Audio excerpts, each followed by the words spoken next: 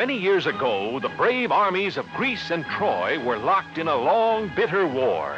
The Trojans had captured a beautiful Greek princess named Helen and held her within their fortress city of Troy. It did not seem possible that any man could break into the fortress city of Troy.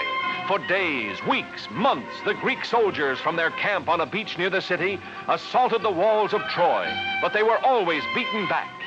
Then Ulysses, a great leader of the Greeks, said to his men, "I have a plan. It is dangerous, but if it works, the Trojans themselves will take us through the gates of their city."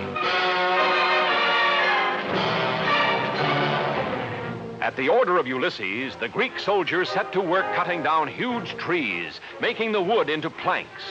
From the towers of Troy, the Trojan soldiers watched a big building grow taller and taller day by day until it was 6 stories high.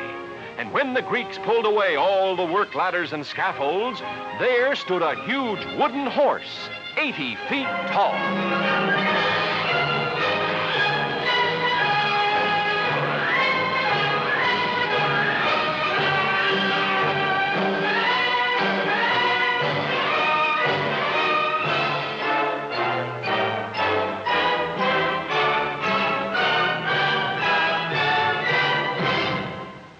Along the towering walls of Troy, the soldiers and the people gathered to look out across the plain at the great wooden horse. They wondered what it was for, what it meant.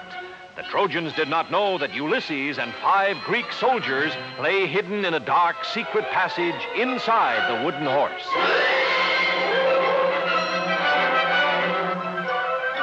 All through the night, fire blazed brightly on the beach. The Greeks were burning their tents just as if they were giving up their camp and sailing back home. When morning came, not a Greek ship or soldier remained, but where they had camped stood the great Trojan horse.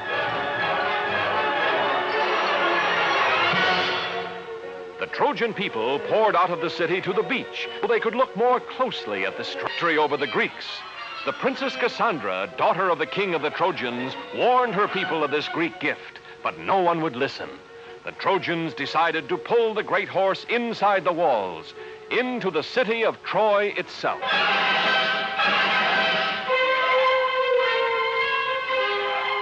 The Trojans tied thick ropes around the legs of the huge wooden horse. Hundreds of men took a hand at the ropes. Others lined up behind the horse.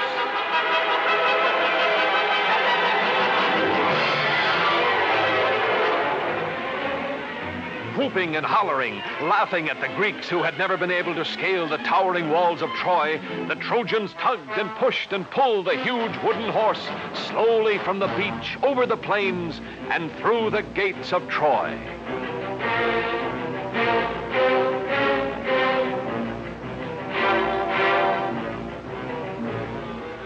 In the dark, secret passage of the wooden horse, Ulysses and the 5 soldiers lay quietly waiting. They could feel the horse being moved. What the Trojans had decided to do, neither Ulysses nor his soldiers knew. Suddenly, after a whole day and half a night, the Trojan horse moved no more. An hour passed. Still the horse did not move. Ulysses gave a signal.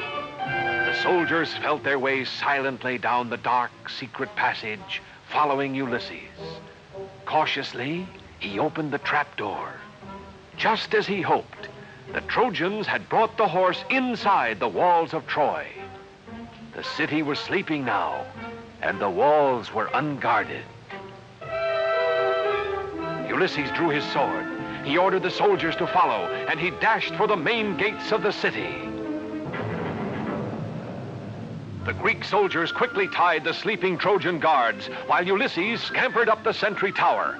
Holding a torch high above his head, he signaled to the Greek army, which had turned around and sailed back to the beach during the night.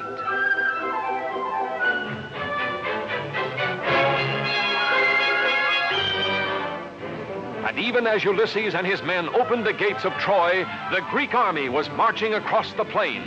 Caught completely by surprise, the Trojans were easily defeated by the Greek soldiers, who found their beautiful princess and took her back safely to Greece.